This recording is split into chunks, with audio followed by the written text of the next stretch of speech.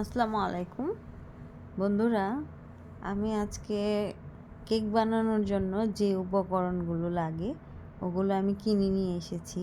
কারণ 6 সেপ্টেম্বর আমার মেয়ের বার্থডের মধ্যে আমি চাচ্ছি যে আমি নিজেই কেকটা বানাবো।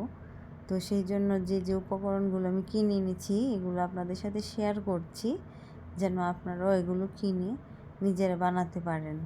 আর আমি ডেসক্রিপশন বক্সে এর মাপটাও দিয়ে দিব কি কেক বানাবো, ঠিক আছে?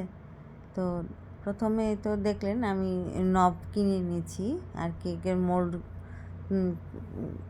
হুইপ ক্রিম বানানোর যে পলিথিনগুলো ওগুলো নিয়ে এসেছি, আর দুটো সাইজের আমি মোল্ড কিনে এনেছি, আর একটা হ্যান্ড বিটার কিনে এনেছি। আর এটা হচ্ছে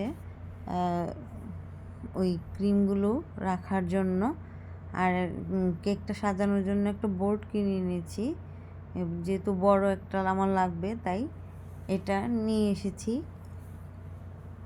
আর এনেছি হচ্ছে চকলেট এসেন্স। এটা হচ্ছে চকলেট এসেন্স ফোস্টার ক্লার্কের ব্র্যান্ডের।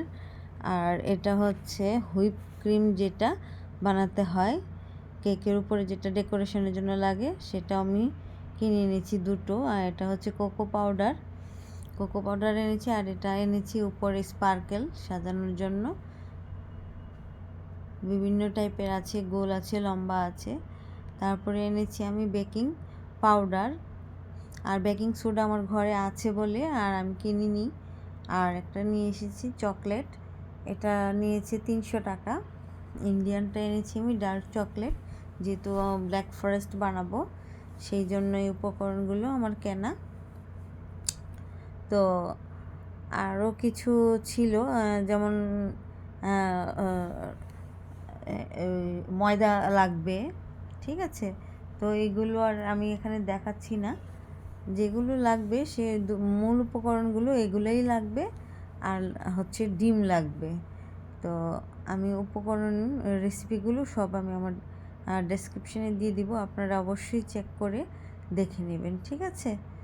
তো আমি কেক বানিয়ে আপনাদের আবার দেখাবো। তো ততক্ষণ পর্যন্ত ভালো থাকবেন। আল্লাহ হাফেজ।